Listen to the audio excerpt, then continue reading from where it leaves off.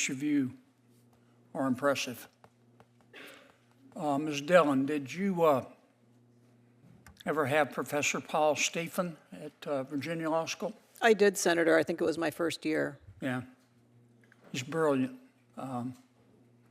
He should be on the federal bench. He would have been if I had gotten here sooner.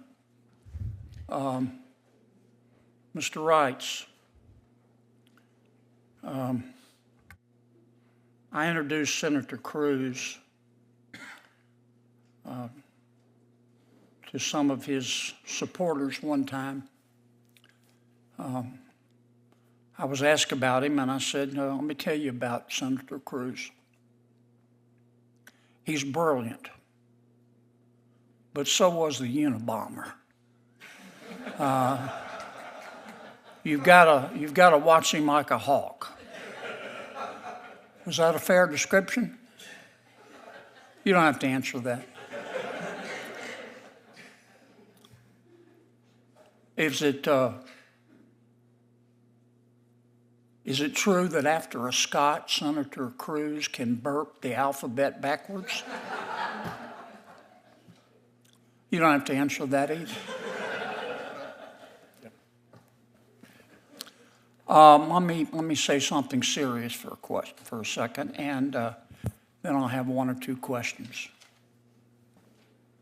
You're all adults. You're all officers of the court. So I'm going to give you some advice. I may be wrong, but I doubt it. Don't ever take the position that you're not going to follow the order of a federal court. Ever. Now, you can disagree with it. Within the bounds of legal ethics, you can criticize it. You can appeal it.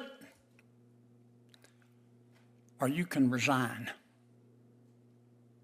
For 4 years, I have watched people in this town, not everybody, but many, try to undermine the legitimacy of the federal judiciary. And it triggered each and every time my gag reflex. I've watched them try to pack the Supreme Court. I have watched an esteemed member of this body on the steps of the Supreme Court threaten Justices Gorsuch and Justice Kavanaugh. I've seen that. I've seen this body, some in good faith, but some in bad faith, try to impose an unconstitutional, violative of the separation of powers doctrine, ethics code on the Supreme Court, just to try to undermine their legitimacy. Now, all our judiciary has, an equal branch of government has its legitimacy. It doesn't have an army. Don't ever say you're not going to follow the order of a court. You may not agree with it, but that's my advice, and I think you ought to take it. Mr. Sauer, I'm glad to see that Holly took you to a Cracker Barrel for lunch. Yes, Senator, if you're familiar with the area, it's the one near Columbia, Missouri, about halfway through Missouri on I-70. I've always thought of Holly as more of a Whole Foods type guy. I can only say that his description of it was accurate. It was chicken fried steak that we were eating. I'm glad to see that his taste is getting better. Tell me, Mr. Sauer, give me an example of an instance where a legislative body could pass a statute discriminating on the basis of race, which of course is a suspect classification, that could pass the strict scrutiny test.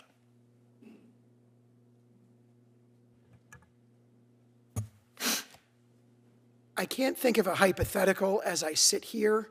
However, I am aware that there is a line of cases holding that. I am too, but is there any way that a legislative body can pass legislation classifying people on the basis of race that passes strict scrutiny?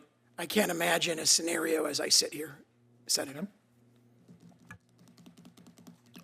How does the doctrine of equal protection apply to the federal government?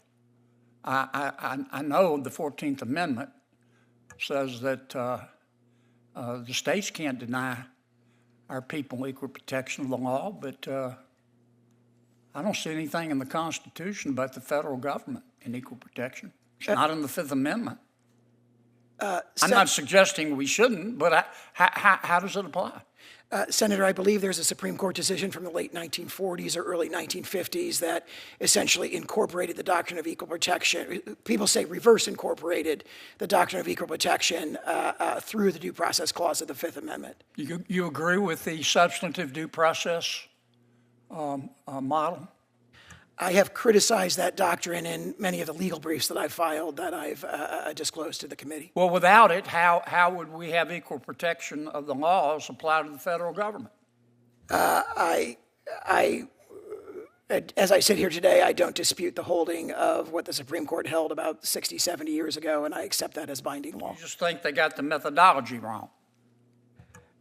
Well, you asked about the substantive due process doctrine. The doctrine of reverse incorporation is different than that.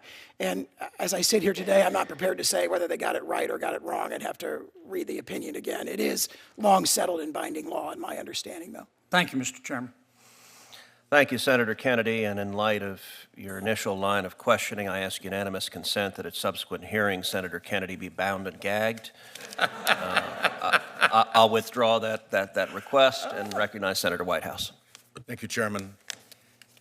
I will take this opportunity to put up what I consider to be a red flag of a MAGA takeover of the Department of Justice.